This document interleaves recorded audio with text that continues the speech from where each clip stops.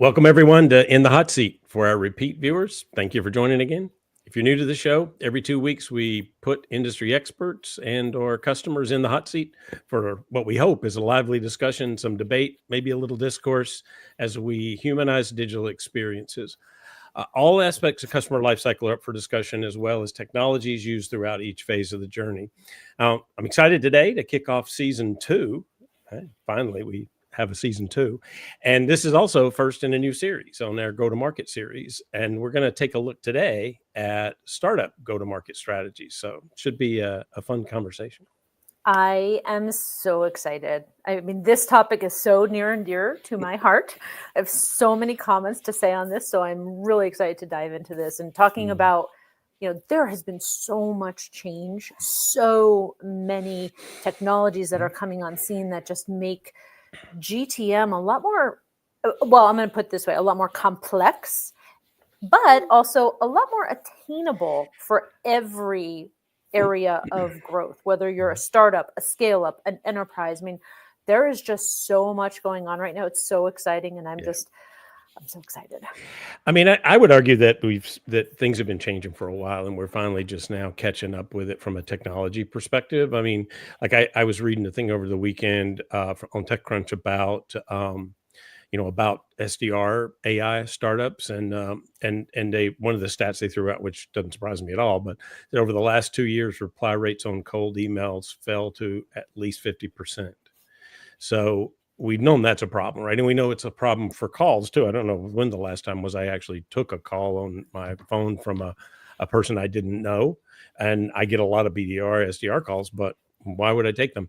But it was interesting to see they showed there were VCs there were 10, I think it was 10, it was 9 or 10 AI SDR startups last year that were over $1 million in ARR each. Apparently really popular in the small to mid size startup, right? Because certainly if you're a very small team, you're using something to leverage that capability that can give you, SDRs when you can't really afford them. But they were also talking about the fact that the VCs were afraid to fund them, though, because they think the big platforms are just going to, consume that offering over time, like Salesforce and Microsoft, et cetera, et cetera. So. Which I can see. I mean, obviously, the big platforms are 100% going to have somewhat of that, that functionality will exist in their platforms. It does already in some of them, right? So, but I would challenge that, right? Most startups may not be at the level where they're even doing those initial plans for the big companies, right? There is still an opportunity for a smaller technology company, I think, to come in and support. Like when I think about some of the companies that are pulling together and stitching together things through, different areas on Google Drive, and, you have some of the other technologies that maybe plug into. I know, I see the face, but my point is there are still opportunities, I think, where it's going to be needed at the smaller level in a non-large enterprise area. I mean, I do think, I think there's opportunity. Obviously, you wouldn't have that many, SDR AI startups running towards the fire if there wasn't some, and certainly small to mid-size, sure. But it was an interesting point in this article, and I was thinking about this more after, because the one opportunity and also the biggest fail point in all of these AI systems is data. And if you don't have a robust customer and prospect data model already, then none of these things are going to be particularly effective.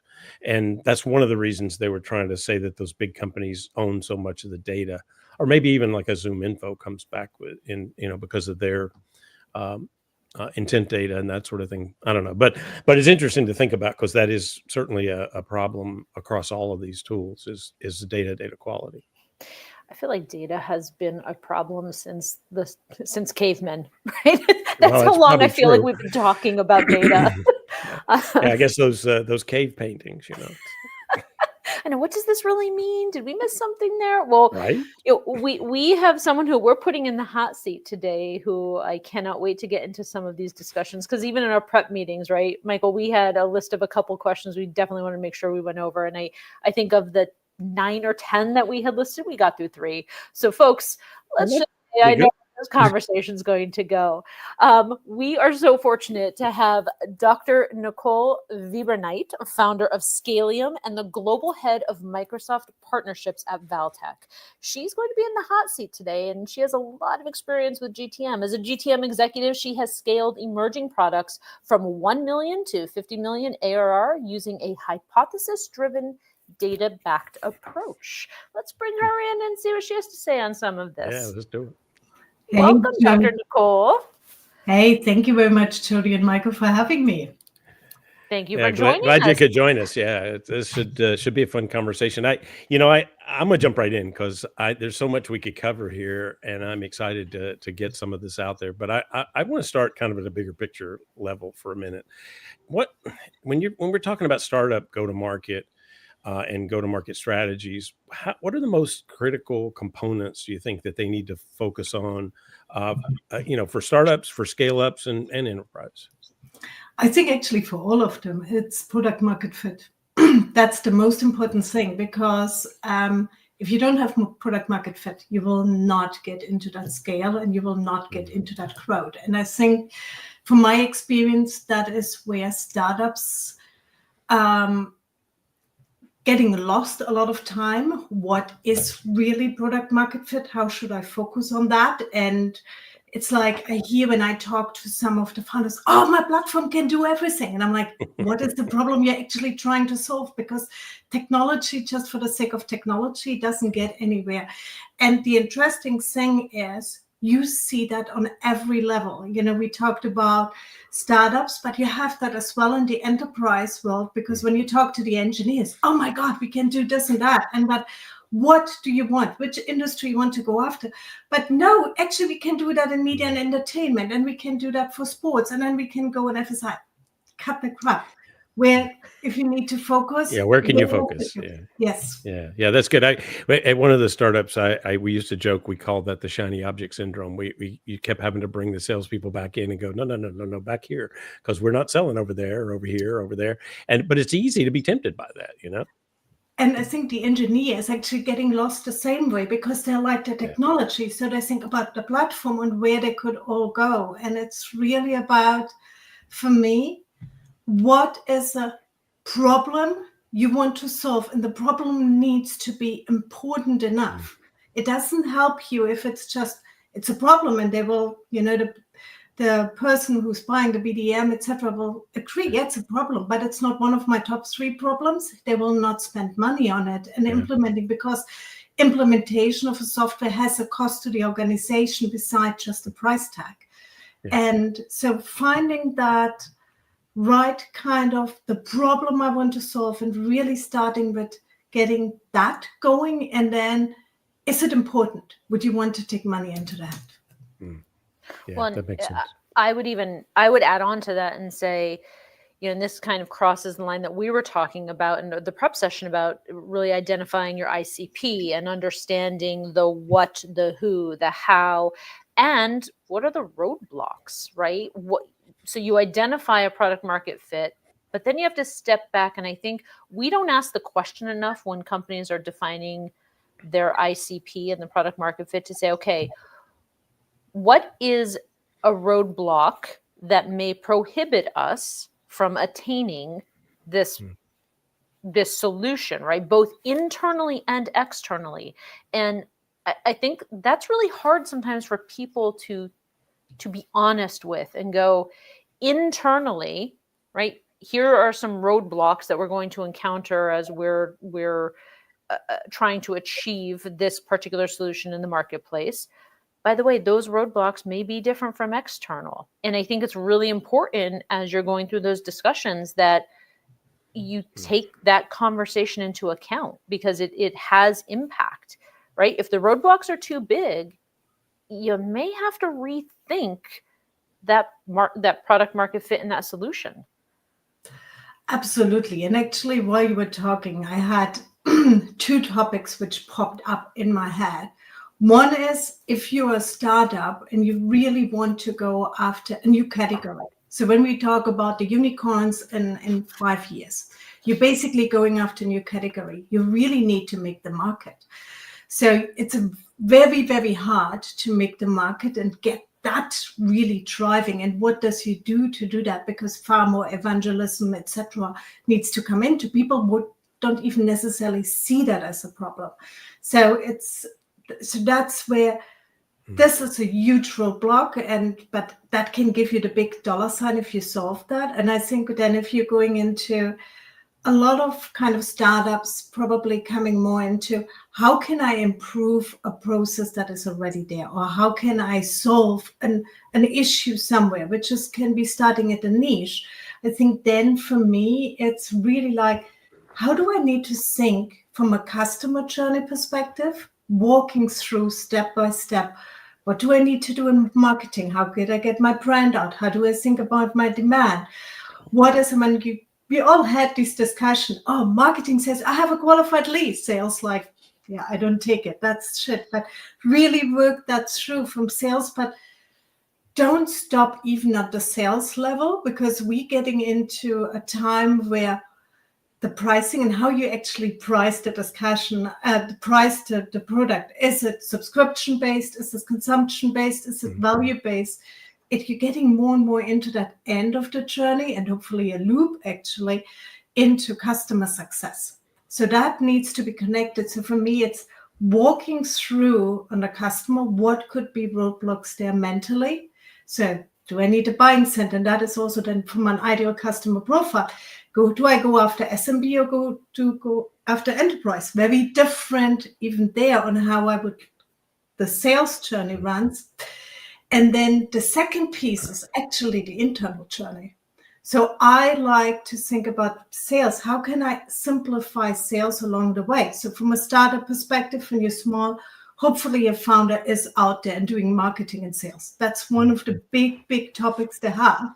And that's what they need to drive. Nobody can sell as good as a founder because they have the passion, the why they're doing that. So they need to do that. But once I'm starting to see traction and maybe get into the product market fit, I need to think about how do I get now sales and the sales orchestration? How do I make that seamless?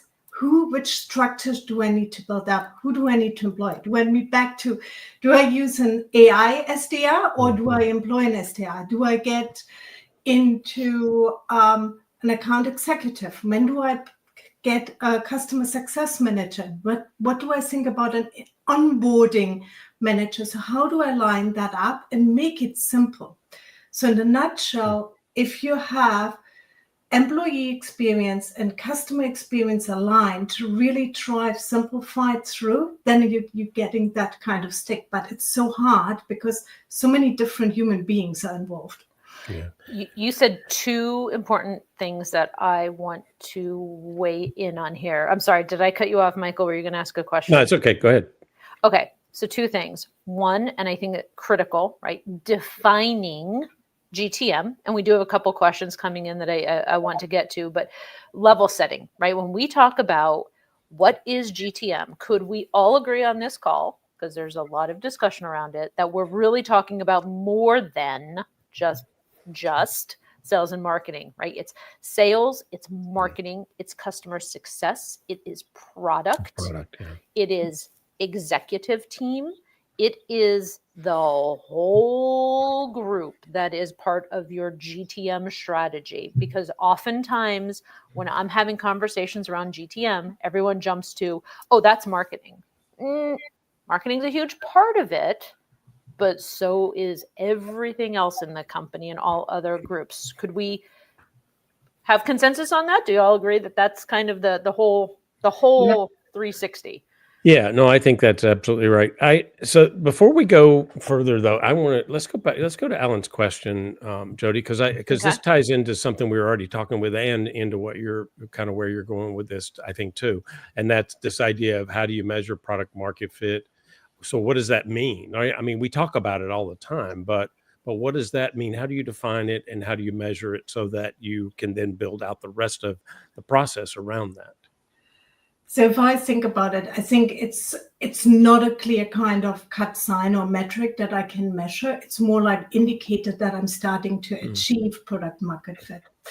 So first of all, one sign could be that you get a strong market pull. So basically, when a product starts to search demand by themselves, think about Canva at the moment, where people basically got them and you don't need to actually push hard to get the sales coming into it. So the target market, you're getting word of mouth and it starts getting going. The second kind of thing is milestones. So if you think about how do you grow, do you get, we always said typically getting like 10 customer or 1 million ARR, and then you're going to the next kind of level set that's more where you can see that kind of number or milestone, or do I get big customers from my target market I had, pulling that room. And the third one is a lot of customer feedback. What would customers say if they wouldn't have that product anymore, that software? Would they then be unhappy and really want to have that and help you going through? So like I said, and it's how do you achieve that? Some got it very fast and then hit it and going, and the other ones were like, it's more slowly going, especially when you're looking at revenue and it's constantly increasing. However, what I think is super important, if you have once product market fit, doesn't mean you keep product market fit. So it's like, our environment changes so much at the moment that it can be something which was product market fit. Think about COVID, when COVID hit. Immediately, any kind of software for a retailer in store was obsolete. You didn't get, so you had to move. So these things, as well as product market fit, can be different in different regions or industry you're going into. So it's constantly, you need to look at that regularly if you still have it. That's my point of view. No, I think, and actually part of what I was going to add into that weighs into a question that has come up from the Jolly Engineer. As a leader, what do you expect from your GTM analytics team apart from regular reporting, right? Something you said, Nicole, about when we think about how we analyze and what we find important as we're measuring and making decisions. I think part of the end of this question was really interesting to me, because apart from regular reporting, I think too often we rely way too much on a report for data, and we get the data and we all consume it in a vacuum, right? And we extrapolate our own maybe ideas and concerns, or we make some assumptions that things are going well because we look at reports in vacuums, as opposed to getting that data and having conversations ongoing more frequently about what that data means and how we pivot and how we can change and what's working and what's not working, right? You were just talking about, yes, you can identify a product market fit, but that may not be your whole point, or that might not be the consistent all the way across the board. You may need to change it in a certain period of time because it's just no longer working, again, because things are evolving so rapidly. You may have a product market fit right now, but technology is going to come and change that, and you might need to pivot and do something else. So I think it's reporting, but it's also dialogue and really making sure everybody's on the same page with what's coming out of that report. I would even start earlier. So when I look at it, and I think a lot of changes have happened over the last couple of years, but the yearly planning, even in big enterprises, is not sustainable anymore because life changes so fast. I think about it, especially when you need to test and experiment. The worst thing that you can do is going into the market in a big splash and then basically getting burned, because it takes so hard ways to unwind. So I'm a big believer, because I got burned, to test and experiment. So what What does that mean? So I think about it as an hypothesis-driven approach, where I really believe, like, let's say SDR AI, we had that at the beginning. We assume that an SDR AI approach is still valid, even with the email success rates going down.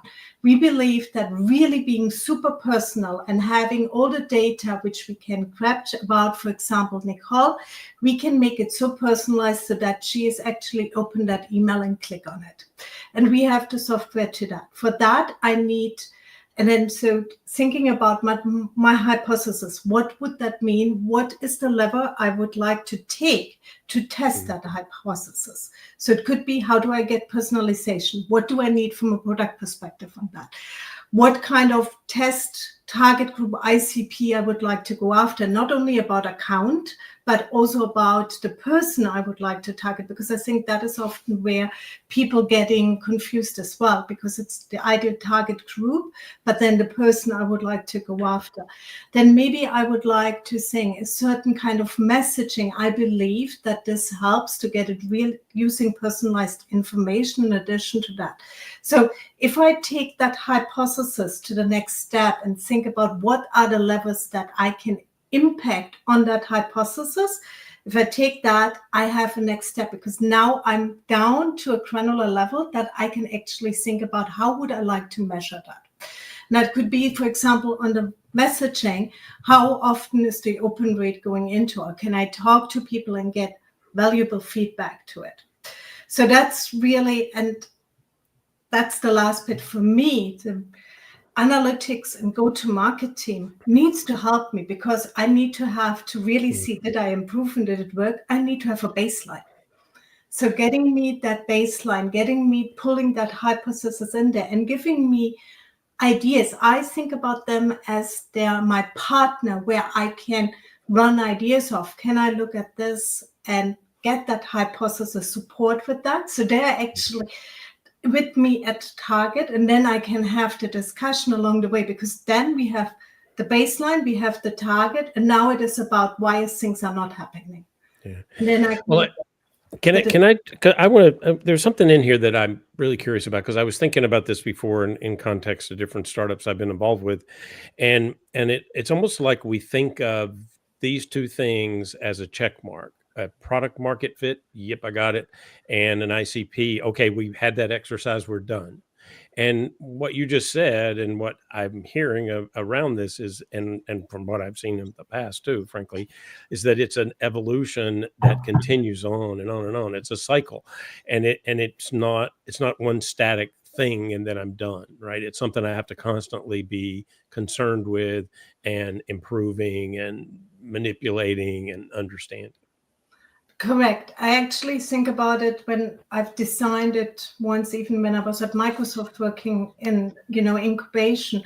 We had different stages of it. And the stage is actually, it's a continuum where it goes. But you're thinking about, like, let's test it first in a small market, get really lever out the main kind of things. That would be from a startup first, product market fit, and ICP.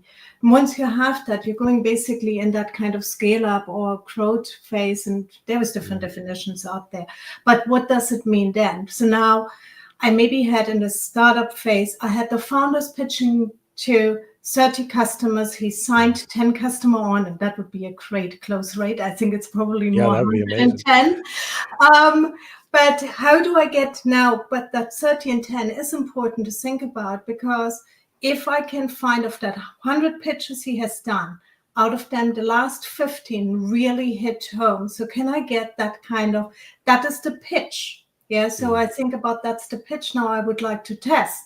So that's the value proposition, my messaging framework, which would also go, if you think about that, what marketing needs to do, then the sales need to pitch. Can I get that pitch to somebody else to do? And that is when you start getting into, okay, I need to hire my first maybe account executive who does that pitch. And can I now replicate that and get that close rate, which was maybe before 100 to 10, more down to from 50, I can close it to 10. So I can see I'm moving forward. And that's where I think more and more you're taking different levers that you can impact in your go-to-market. And we talked about, again, go-to-market is end-to-end, from marketing, product, success, even finance, how and pricing, etc., how I impact that, and then test that out, and then I can move the lever further and further. And the nice thing is, when you then really get into that hockey stick, that's when you feel it's going fast, but then it's actually getting complex. Because now you need to react super fast. I need to replicate the number of teams. I need to replicate maybe the marketing demand messaging over more than just one channel and getting that. And then I need to think about, now I had one product that was successful. How do I go to the next one? Because you want to grow further. When we were talking earlier, you mentioned, and I think this is key, about the founder, especially in startups, being your biggest advocate, right? The person that is out there talking about your brand, educating the market, making people aware. Because again, we go back to people buy from people, right? Not necessarily people don't buy brands, they buy from people. So who owns GTM?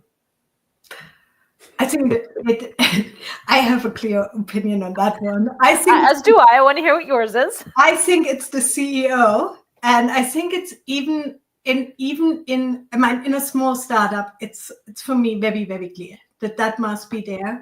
You will then, when you're growing, you probably get function underneath. You start breaking it up, because then you have VP of sales, or you have a CMO, etc. But in a nutshell, even on large organization, it needs to be someone very high up on the board, because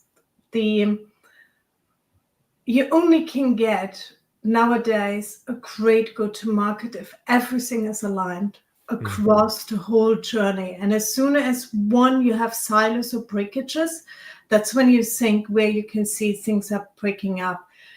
And so it needs to be even the chief customer officer in the end from a large organization, or a CEO, or there was discussion going on in the in our community. Should it be a chief go-to-market officer? But I think it's probably too much. But it's the evolution of how important go-to-market getting, and that it's getting more and more complex to grow, and that this needs to be aligning together. And I mean, you can listen to some of founders who are very open and sharing their journey on LinkedIn, and think they're saying, great, now I've done a lot of new business, but actually my churn rate is killing me in the end.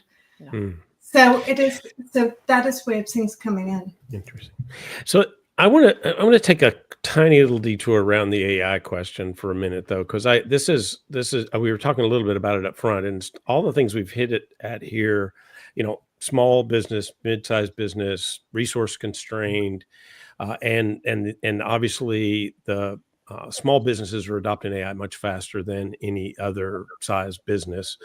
And then also the AI SDR space, that's the one that you're seeing the project in production, where a lot of the others, Gen AI sort of things, are not yet in product. Like, we're testing it, where we want to roll it out. We're doing some test and content or whatever, but people sort of see this really cleanly. Oh, I can triple, quadruple my outreach by putting this AI driven agent there.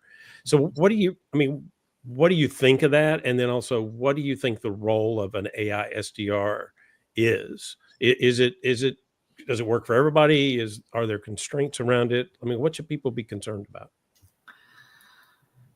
It's a good question. It's really like, I'm concerned on the one hand side, it will be just more and more mass marketing, and then you're losing actually the message, and you're getting so much noise to get out of there. So I think that's one of the big issues, and I think that's one of the big concerns which are behind the AI SDR. And it needs to be alone, but for human beings to write a good message to get cutting through it's already quite hard. I haven't seen a lot in AI, which I think is the quintessence. Everything sounds very much the same. So if you're getting some AI tool to sound different and sound we talked about the founders and where their passion and could get something into that message more around that and hitting home on this. I mean, if it's really like really understanding the person has the problem, that goes back to that data question that Jody had. So if they would say, I feel today it's the beginning of a new year and Nicole wants to lose weight, which she constantly wants to lose weight for, but she also had, really too much German old food, very fatty food. Now is the right time to reach out to her and maybe she can sign up with that and hit the language that not only that I understand that I talk to. I think then there was a great chance, but I think you need to tailor it. So really, I think the founder needs to take the time, and you need to have the AI being trained on how he would talk, how he would use that kind of outreach, which I think, and then getting really more on that one to get that kind of open rate and get that meeting booked. Yeah. I mean, one of the things that's been popular discussion, at least, is the idea that we have AI that's now starting to be more and more capable of understanding what behaviors mean. And because they understand what behaviors mean, they can craft the right sort of opportunity, approach, tailor everything using that knowledge of those behavioral clues. But it's a ton. I mean, it's a ton of data, right? It's real-time data around all sorts of different activities. So I'm just curious what you think about that. I mean, are those SDRs better? Are they getting better? AI SDRs, I should say. I think they will get better, but I think when we are all in in the word of personalization, which is totally overused in a lot of sense. We talk about that topic since years, at least, for me and Martech since 10 years, we talk about more personalization. First, it was just that kind of the name, and then maybe, what is the order or things like that. But I believe it is getting better. I think where the time span, and that's the question I would have, can they survive the AI SDRs to get that much better to help to get into to being that sophisticated? Everything takes longer than we think at the beginning it takes.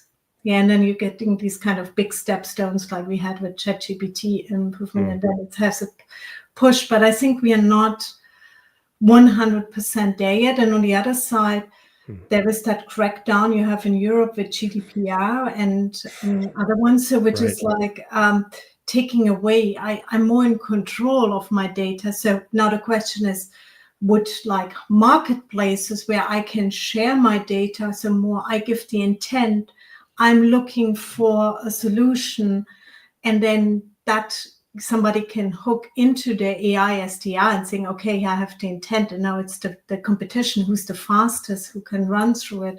That might be another way to think about it. But it's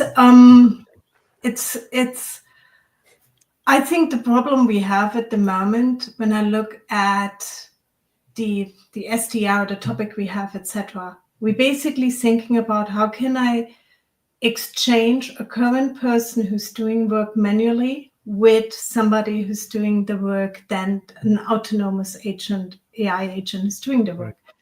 What I would like everybody listening to us, especially startup founders, think about how you can creatively solve the problem in a different way. Because the problem is, how do I get Nicole to get so excited and that she buys from me and not I need to sell to you? Yeah. Right. And how can I solve that problem differently? And that comes down to the question, if I think about CRM systems. And beside go-to-market, I've done 16 years of CRM implementations as solution architect and consulting. If I look the bare bone of the CRM implementations and the processes that they build up, it's still the same. You still have a sales funnel, but we are not buying in the sales funnel. We're buying differently. So how can you take that kind of intent data, buying data, and you hear a lot of saying, we're changing, you need to be more buyer driven, buyer intent, helping the buyer to come. How can you change and think about it differently on how you solve that? So like AI solutions, which goes more on journey orchestration based on buyer intent, and then getting me the next step. So I think that is more where I would like to, and I believe we will see something new, and that is probably the new Salesforce that will be on the market, or at least getting there. Yeah.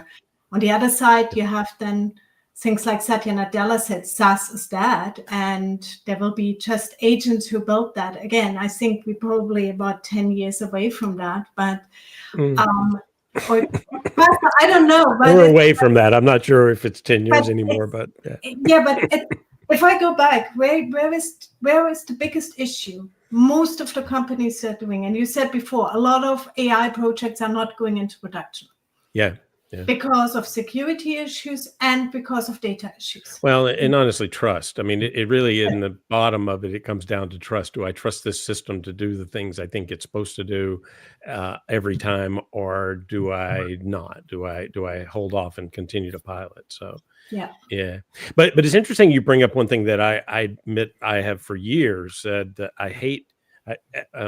Jody, you can cover your ears, but I hate journey mapping. I hate the exercise because it's all from the company's point of view out, and no customer ever followed your map. They might accidentally hit part of it, but it's definitely not the thing. But the idea of dynamic and being able to use data to actually do this in real time and refine that's exciting, I think. No, I'm going to add on to that and say, you don't have to cover my ears, because if you've heard me talk before and you said something, Nicole, right? The funnel. I hate the funnel. I hate the word funnel. I hate anyone who's still thinking funnel, who's listening to the show, please stop. Funnel is dead, right? When I think about this journey, I don't even think about it from end to end. I always envision an infinity loop, because the data is constantly changing. The person is changing all throughout that journey. They are more educated than they have ever been. And the way that we have to interact with them to get them to go, oh, wait a minute. Yeah, I want to talk to this company. We have to be sure that we're paying attention to the signals that they're given us. We're not being, Michael, like you said, we're following this funnel and we're giving them the information that we as a company believe that they should have at this point in their journey. Well, guess what? Whether they want it or not. Right. That person already has made a decision by the time that they have reached out to you, and they have done more research and talked to friends and communities and have their recommendations. Yeah.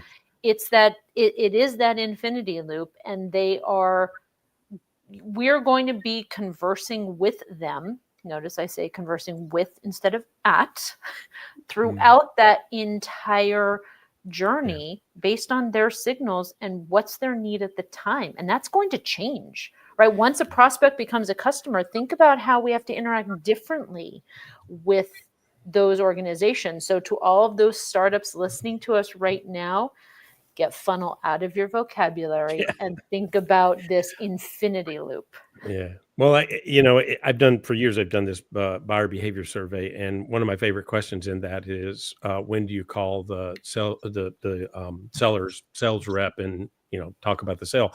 And 68% every year, 65 to 68% every year I've done the survey say they call the sales rep once they've made a decision. That's a problem. Absolutely. Because we are pushing information at them based on where we believe they are in their journey. I mean, it astonishes me how many companies still believe that when somebody reaches their hand and says, hey, I'm interested, they're at the start of that journey. They're not. There is an interesting concept what's currently coming up where, we have these different go-to-market models with product-led growth, sales-led PLG. growth. The next one is customer-led growth. Yeah. So actually, we did a series that included a customer-led growth episode because, that's interesting. So I think we're actually, as we're coming up to I think we have about 5 minutes left. We can go on for quite a while on this topic, but in thinking about startups and all of the opportunities and challenges that are out there with GTMs, what would you say are the key items you want somebody walking away from this discussion and saying, okay, I need to think about or make sure I consider these 3 items as my priorities when evaluating or creating my GTM strategy at a startup? What's the most important thing? I think it's 3.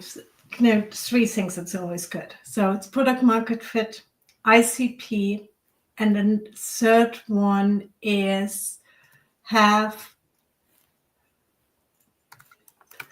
once you have these 2, you need to think relatively fast about your go-to-market. And that is really, I know product market fit and ICP is part of go-to-market, but then you need to shift.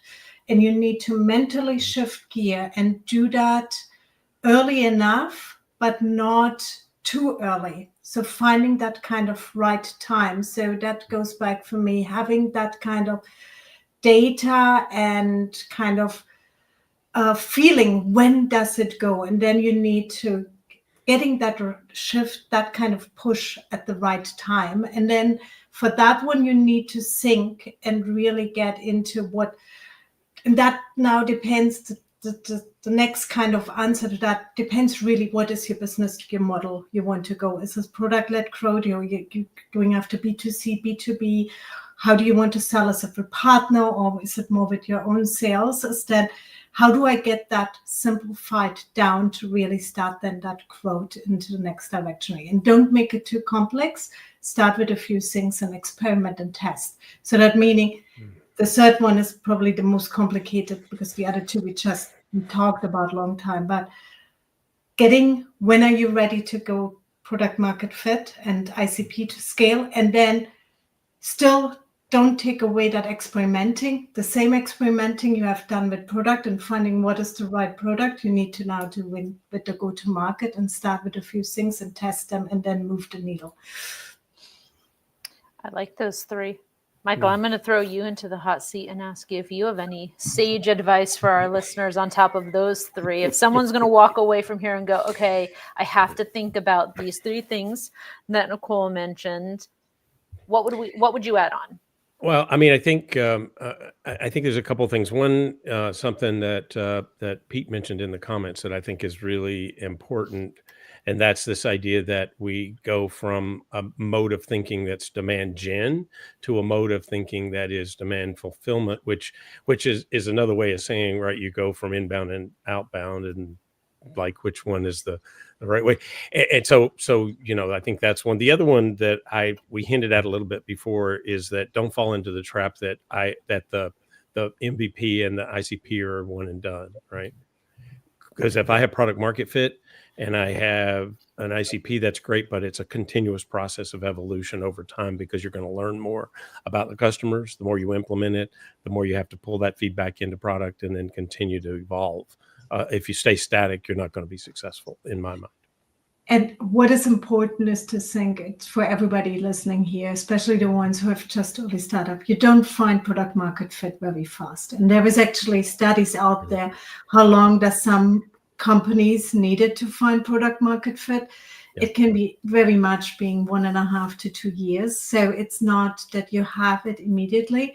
So you can have deals that you close, but because you closed them because you have a company who's really innovative and likes what you're doing, like a CIO who loves that, or you have relationships and I don't want to say doing you a favor, but that's why you sold it. It's really when you start, when it's getting more regular and you really hone in and you have that problem, and then you can have more than one product market, you can have more than one ICP and more than one product market fit. That comes into there as well. Yeah, I mean, it's interesting because I think that that the danger of, in a startup especially, of thinking that all these things are just check marks, and I found a product that people will buy for X amount of money, but the problem is, did I really look at that and see that X amount of money scaling over time won't pay for a business? So maybe I don't actually have product market fit because I don't have something that'll make me commercially successful, which is the rest of that story, right? I'm trying to build a business, not sell something really cheap that makes people happy. Well, I'm going to add one on as we leave, and I've been saying this throughout, so it's not a shocker. My advice to add on would be, again, that founder advocate, that executive advocate is critical, especially at startups. So embrace that, encourage that, get that messaging out there, and for startups, so important. Wow. Okay, we got through 2 questions out of our prep list. I think maybe 2.5. Let's be fair. That is all the time that we have for today. Nicole, you did it. You survived the hot seat. Thank you so much for joining us. Thank you very much for having me. If you have what it takes to be in the hot seat, for those of you listening, let us know. We absolutely would love to hear from you and get you on the show and in the hot seat. That's your episode for today, folks. Thanks so much. I'm Jody Spencer. And I'm Michael Fauscette. Tune in next time for different faces, different topics, and different perspectives as we put someone different in the hot seat. Bye, everyone.